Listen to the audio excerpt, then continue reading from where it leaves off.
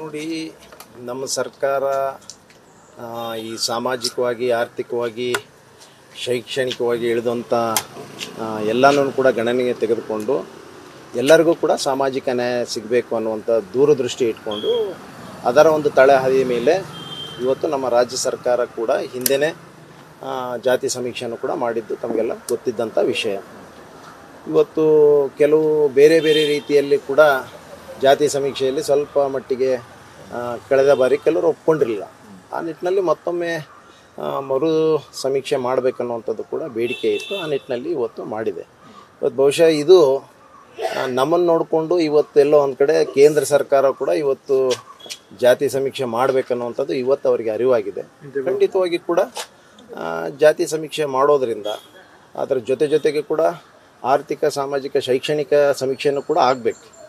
ಅದರ ಅಡಿಯಲ್ಲಿ ಯಾರಿಗೆ ಅವಕಾಶಗಳಿಂದ ವಂಚಿತರಾಗಿದ್ದಾರೆ, ಯಾರು ಸಾಮಾಜಿಕವಾಗಿ, ಶೈಕ್ಷಣಿಕವಾಗಿ ಹಿಂದುಳಿದಂಥ ಸಮಾಜವನ್ನು ಕೂಡ ಮೇಲೆತ್ತಬೇಕು, ಸಮಾಜ ನಿರ್ಮಾಣ ಆಗಬೇಕನ್ನುವಂಥ ದೂರದೃಷ್ಟಿಯಲ್ಲಿ ಇವತ್ತು ಈ ಸಮೀಕ್ಷೆ ಕೂಡ ನಡೀತಾ ಇದೆ. ಖಂಡಿತವಾಗಿ ಕೂಡ ಇವತ್ತು ಕೇಂದ್ರ ಸರ್ಕಾರಕ್ಕೆ ಇದು ಅರಿವಾಗಿದೆ, ಇದು ಮಾಡ್ತಾ ಇದೆ. ಖಂಡಿತವಾಗಿ ಅದನ್ನು ಕೂಡ ಮಾಡಲಿ, ಆದಷ್ಟು ಬೇಗ ಅದನ್ನು ಸಮೀಕ್ಷೆ ಮಾಡಲಿ. ಅವರು ರಾಜ್ಯ ಸರ್ಕಾರಕ್ಕೆ ಸವಾಲಲ್ವಾ ಸರ್? ಯಾಕಂದರೆ 10 ವರ್ಷ ಆಯಿತು ಗಣತಿ ಮಾಡಿ, ಈಗ ಅಷ್ಟೊಂದು ಹಣ ಖರ್ಚು ಬೇರಾಗಿತ್ತು. ಈಗ ಮತ್ತೆ ಹೊಸ ಹಣ ಖರ್ಚು ಮಾಡಬೇಕು ಅನ್ನುವಂಥದ್ದು, ಮತ್ತು ಈಗ ಸಮಯ ಇಲ್ಲ. ಟೈಮ್ ಬಾಂಡಿಂಗನ್ನು ಹೈಕಮಾಂಡ್ ಕೊಡ್ತಾ ಇದೆ. 90 ಮಾಡಿ ನಮ್ಮ ಸಿದ್ದರಾಮಯ್ಯ ಸಾಹೇಬರು ಕೂಡ ಖಂಡಿತವಾಗಿ ಕೂಡ ಟೈಮ್ ಬಾಂಡ್ನಲ್ಲಿ ಮಾಡೇ ಮಾಡ್ತಾರೆ. 90 ಡೇಸ್ ಅಲ್ಲಿ ಮಾಡಬೇಕಂತಿದೆ. ಅದಕ್ಕೆಲ್ಲ ಹಿಂದೆ ಕೂಡ ಕೆಲವೆಲ್ಲ ಡಾಟಾ ಬೇಸಸ್ ಎಲ್ಲ ಇದೆ. ಅದರ ಆಧಾರದ ಮೇಲೆ ಖಂಡಿತವಾಗಿ ಕೂಡ ಮತ್ತೊಮ್ಮೆ ಮರು ಸಮೀಕ್ಷೆ ಮಾಡ್ತಾರೆ. ಅದರ ಒನ್ಸ್ ಫಾರ್ ಆಲ್ ಅದು ಏನು ಭಾಳಷ್ಟು ಜನರು ಬೇರೆ ಬೇರೆ ಥರದ ಕೂಗಿತ್ತು, ಅದಕ್ಕೆ ಅಂತ್ಯ ಆಡಲಿಕ್ಕೆ ಇವತ್ತು ಆಗಲಿ, ಅದು ಆ ಸಮೀಕ್ಷೆ ಆಗಲಿ. ಮರು ಸಮೀಕ್ಷೆ ಅನ್ನುವಂಥದ್ದೇ ಸಿದ್ದರಾಮಯ್ಯನವ್ರಿಗೆ ಹಿನ್ನಡೆ ಅಲ್ವಾ ಸರ್? ಇಲ್ಲ, ಖಂಡಿತವಾಗಿ ಏನು ಹಿನ್ನಡೆ ಅನ್ನುವಂಥ ಪ್ರಶ್ನೆನೇ ಬರೋದಿಲ್ಲ. ಮರು ಸಮೀಕ್ಷೆ ಆದಮೇಲೆ ಕೆಲವರಿಗೆ ಎಲ್ಲೋ ಒಂದು ಕಡೆ ಬೇರೆಯವರು ವಾದ ಮಾಡ್ತಾಯಿದ್ರು, ಅದು ನಮ್ಮ ಸಮೀಕ್ಷೆನಲ್ಲಿ ನಮ್ಮದು ಆಗಿಲ್ಲ, ನಮ್ಮ ಹಿನ್ನಡೆ ಆಗಿದೆ ಅನ್ನುವಂಥದಕ್ಕೆಲ್ಲ ಕೂಡ ಅಂತ್ಯ ಆಗ್ತದಲ್ಲ. ಇದು ಸ್ವಾಗತ ಮಾಡಿ. ಅದಕ್ಕೆ ಇವತ್ತು ಎಲ್ಲರನ್ನೂ ತೆಗೆದುಕೊಂಡು ಹೋಗ್ಬೇಕಲ್ಲ. ಎಲ್ಲೋ ಒಂದು ಕಡೆ ಅವ್ರು ಕೂಗಿದೆ ಅಲ್ಲ, ಇವತ್ತೆಲ್ಲೋ ಒಂದು ಕಡೆ ಆ ಸಮೀಕ್ಷೆಯಲ್ಲಿ ಅದು ಆರೋಪಗಳಿದ್ವಲ್ಲ, ಅದನ್ನೆಲ್ಲ ಇವತ್ತು ಖಂಡಿತವಾಗಿ ಕೂಡ ಅದಕ್ಕೆಲ್ಲ ಅಂತ್ಯ ಆಡಿದಂಗೆ ಆಗುತ್ತೆ. ಆ ನಿಟ್ಟಿನಲ್ಲಿ ಮಾಡಲಿ. ಈಗ ಮಾಡೋದನ್ನು ಒಪ್ತಾರೆ ಅಂತ ಏನು ಗ್ಯಾರಂಟಿ ಸರ್? ಅಲ್ಲ, ಪ್ರತಿ ಬಾರಿನೂ ಅದನ್ನೇ ರಾಗ ತೆಗಿಲಿಕ್ಕೆ ಆಗಲ್ಲ. ಏನೋ ಒಂದು ಬಾರಿ ರಾಗ ತೆಗೆದಿದ್ದಾರೆ, ಅದನ್ನೇನೋ ಅಲ್ಲಗಳೆದಿದ್ದಾರೆ. ಇವತ್ತು ಅದಕ್ಕೆ ಪೂರಕವಾಗಿ ಇವತ್ತು ಮತ್ತೊಂದು ಸಮೀಕ್ಷೆ ನಡೀತಾ ಇದೆ. ಖಂಡಿತವಾಗಿ ಕೂಡ ಅದನ್ನು ಒಪ್ಕೊಳ್ಳೇಬೇಕು. ಅದನ್ನು ಒಪ್ಕೊಳ್ತಾರೆ, ಖಂಡಿತವಾಗಿ ಒಪ್ಕೊಳ್ಳೇಬೇಕು. ಬೇರೆ ಮತ್ತೆ ಅದನ್ನು ತಕರಾರು ತೆಗೆಯೋದು, ರಾಗ ತೆಗೆಯುವಂಥದ್ದು ಪರಿಸ್ಥಿತಿ ನಿರ್ಮಾಣ ಆಗೋದಿಲ್ಲ.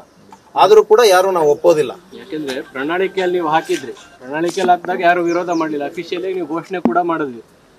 ಅದರಿಂದ ಇವತ್ತು ನಾವು ಸಮೀಕ್ಷೆ ಮಾಡಿದ್ವಿ, ಎಲ್ಲ ಮಾಡಿದ್ವಿ, ರಿಪೋರ್ಟ್ ಇತ್ತು, ಎಲ್ಲಾನು ಕೂಡ ಇವತ್ತೆಲ್ಲರೆಲ್ಲ. ಆದರೆ ಕೆಲವು ಜಾತಿಗಳು ಕೂಡ ಎಲ್ಲ ಒಂದು ಕಡೆ ಅದಕ್ಕೆ ವಿರೋಧ ವ್ಯಕ್ತಪಡಿಸಿದ್ದು ತಾವೆಲ್ಲ ನೋಡಿದ್ರಿ, ನಾವು ನೋಡಿದ್ವಿ. ಅದಕ್ಕೆ ಅಂತ್ಯ ಒಂದು ಪರ್ಮನೆಂಟ್ ಆಗಲಿ, ಒಂದು ಸೊಲ್ಯೂಷನ್ ಆಗಲಿ, ಆ ನಿಟ್ಟಿನಲ್ಲಿ ಇವತ್ತು ಮಾಡಿದ್ದಾರೆ. ಖಂಡಿತವಾಗಿ ಸ್ವಾಗತ ಮಾಡ್ತೀವಿ. ಒಳ ಮೀಸಲಾತಿ ಸಮೀಕ್ಷೆ ಕೂಡ ವಿಳಂಬ ಆಗ್ತಾ ಇದೆ ಅಂತ ಒಂದಷ್ಟು ಆಕ್ರೋಶಗಳು ಹೋಗ್ತಾ ಇದೆ. ನೋಡಿ, ಇದೆ ಖಂಡಿತವಾಗಿ ಕೂಡ ಅನೇಕ ಲೋಪಗಳಿದೆ. ಅದರಲ್ಲಿ ಅನೇಕ ಸರ್ವರ್ ಪ್ರಾಬ್ಲಮ್ ಇದೆ. ಎಲ್ಲ ಒಂದು ಕಡೆ ಇವರು ಎಕ್ಸ್ಪರ್ಟ್ಸ್ ಇಲ್ಲ, ಅದರಲ್ಲಿ ಅವ್ರಿಗೆ ಅದ್ರ ಬಗ್ಗೆ ನಾಲೆಜ್ ಇಲ್ಲ. ಯಾವುದೇ ಒಂದು ಮಾಡುವಾಗ ಏನೇನು ಲೋಪಗಳು ಬರ್ತಾವೆ ಅದನ್ನೆಲ್ಲ ಕೂಡ ಸರ್ಕಾರ ಸರಿಪಡಿಸ್ಕೊಂಡು ಮಾಡ್ತದೆ. ಖಂಡಿತವಾಗಿ ಕೂಡ ನಿಗದಿತ ಸಮಯದೊಳಗೆ ಮುಗಿತಾ ಇಲ್ಲ. ಈಗ ನೋಡಿ, ಕೆಲವು ತೊಂದರೆಗಳಿದಾವ. ಈಗ ಬೇಡ ಜಂಗಮನ್ನು ಕೂಡ ಇಲ್ಲಿ ಸೇರಿಸಿದ್ದಾರೆ. ಬೇಡ ಜಂಗಮದ್ದು ಇರುವಂಥದ್ದು ಅವರು ಒಂದು 10,000 ಜನ ಇಲ್ಲ. ಇವತ್ತೆಲ್ಲ ಒಂದು ಕಡೆ 4-5 ಲಕ್ಷ ತೋರಿಸ್ತಾ ಇದ್ದಾರೆ. ಇದು ಖಂಡಿತವಾಗಿ ಕೂಡ ಈ SC ST ಸಮಾಜಕ್ಕೆ ಅನ್ಯಾಯ ಆಗ್ತದೆ. ಎಲ್ಲ ಒಂದು ಕಡೆ ಬೇಡ ಜಂಗಮ ಏನು ಗೆಜೆಟ್ನಲ್ಲಿ ತೋರಿಸಿದಾರೆ ಆ ಕ್ಯಾರೆಕ್ಟರ್ಸ್ ಇರಬೇಕು. ಇವತ್ತು ಅವರೆಲ್ಲ ಮಾಂಸಾಹಾರಿಗಳಾಗಬೇಕು, ಅವರೆಲ್ಲೋ ಮದ್ಯಪಾನ ಮಾಡ್ತಿರ್ಬೇಕು, ಭಿಕ್ಷೆ ಬೇತ್ತಿರಬೇಕು, ಅದೆಲ್ಲ ಇದೆ. ಅದನ್ನು ಬಿಟ್ಟು ಇವತ್ತೆಲ್ಲ ಒಂದು ಕಡೆ ಏಕಾಏಕಿ ಎಲ್ಲರೂ ಕೂಡ ಬೇಡ ಜಂಗಮ ಅಂತಂದರೆ ಇವತ್ತು ನಿಜವಾಗಿ ಕೂಡ ಎಲ್ಲಿ ಶೋಷಣೆಗೆ, ಸಾಮಾಜಿಕವಾಗಿ, ಶೈಕ್ಷಣಿಕವಾಗಿ ಹಿಂದುಳಿದಂಥ ಸಮಾಜನೆಲ್ಲೋ ಕಡೆಗಣಿಸಿ ಮತ್ತೆ ಆ ಲಾಭವನ್ನು ಅವ್ರು ಪಡ್ಕೊಳ್ಳುವಂಥದ್ದು ಇದು ಸರಿಯಲ್ಲ. ಇದನ್ನು ಖಂಡಿತವಾಗಿ ಕೂಡ ಮಾಡ್ತದೆ. ಹೀಗೆ ಅದನ್ನು ನಾವೆಲ್ಲ ಕೂಡ ಒತ್ತಡ ಮಾಡ್ತೀವಿ. ನಾನು ಆಸ್ ಎ ಒಬ್ಬ ದಲಿತನಾಗಿ ಕೂಡ ನಾವು ಕೂಡ ಅದನ್ನು ಒತ್ತಡ ಮಾಡ್ತೀವಿ. ಖಂಡಿತವಾಗಿ ಕೂಡ ಅದನ್ನು ವಿರೋಧಿಸ್ತೀವಿ, ಅದನ್ನು ಒಪ್ಪೋದಿಲ್ಲ. ನಾವು ಕೂಡ ಬಹಿರಂಗವಾಗಿ ಹೇಳಿದ್ದಾರೆ, ಸರಿಯಾದಂಥದ್ದೇ. ಇವತ್ತು ಯಾರು ಯಾವ ಸಮಾಜವನ್ನು ಕೂಡ ನಾವು ದೂಷಣೆ ಮಾಡ್ಲಿಕ್ಕೆ ಹೋಗೋದಿಲ್ಲ.